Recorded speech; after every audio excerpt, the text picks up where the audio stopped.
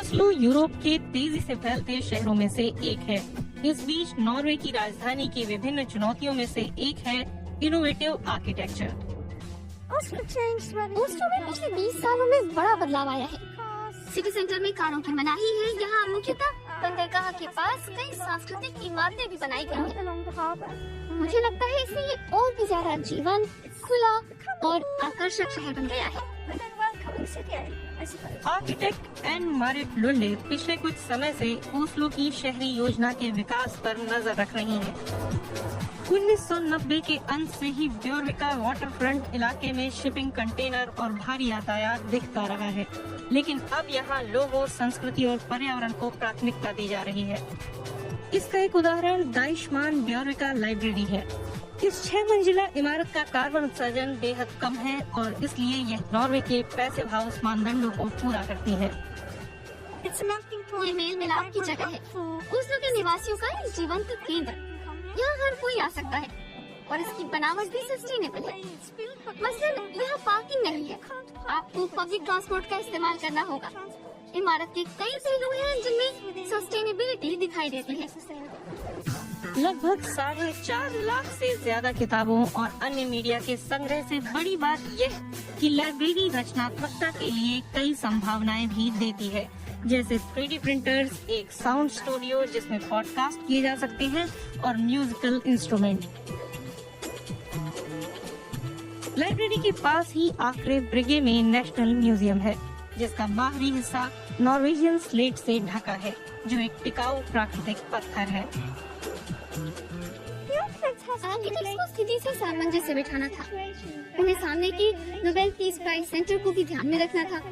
और फिर बाएं हाथ पर बनी आक्रे ब्रिगे की इमारत भी तो है, इसलिए कई चीजों का ध्यान रखा गया था। और जब हम इमारत को देखें तो ये बहुत बड़ी भी है। ये 54,000 वर्ग मीटर में फैली है। ओस्लो 2030 तक क्लाइमेट न्यूट्रल होने की योजना बना रहा है। अन्य रणनीतियों के अलावा शहर में यातायात की एक योजना भी है, जिसमें साइकिल और पब्लिक ट्रांसपोर्ट पर जोर है। खरीद पर छूट, इलेक्ट्रिक कारों पर कम व्हीकल टैक्स और इसके साथ ही अच्छा ई कार चार्जिंग इंफ्रास्ट्रक्चर भी तैयार किया जा रहा है। एक और प्रोजेक्ट है वुल्कान। ये इंडस्ट्रियल पार्क है, लेकिन फिलहाल यह इलाका कार फ्री और ऊर्जा संरक्षित इमारतों वाला है। यहाँ मार्केट हॉल का एक इंटीग्रेटेड पावर प्लांट है, जो वुल्कान के लिए भूतापी और सौर पैनल से ऊर्जा बनाता है। वुल्कान में ये बेहद खास है कि ये एक शहर के अंदर बसा शहर है और इसमें पुराने औद्योगिक आर्किटेक्चर का फिर से इस्तेमाल किया गया है। इसे नई इमारतों के साथ मिलाया भी गया है।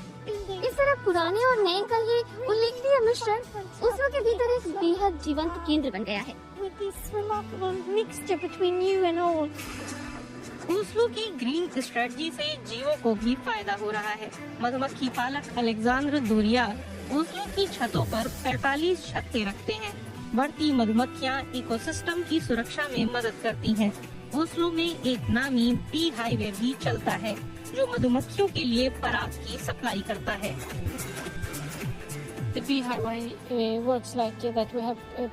हाईवे इस तरह है कि हमने पूरे ओस्लो सिटी सेंटर में चौराहों पर मधुमक्खियों के लिए फूल लगा रखे हैं, जिससे यहाँ मौजूद फूलों के मधु को पाने में उन्हें समस्या नहीं होती।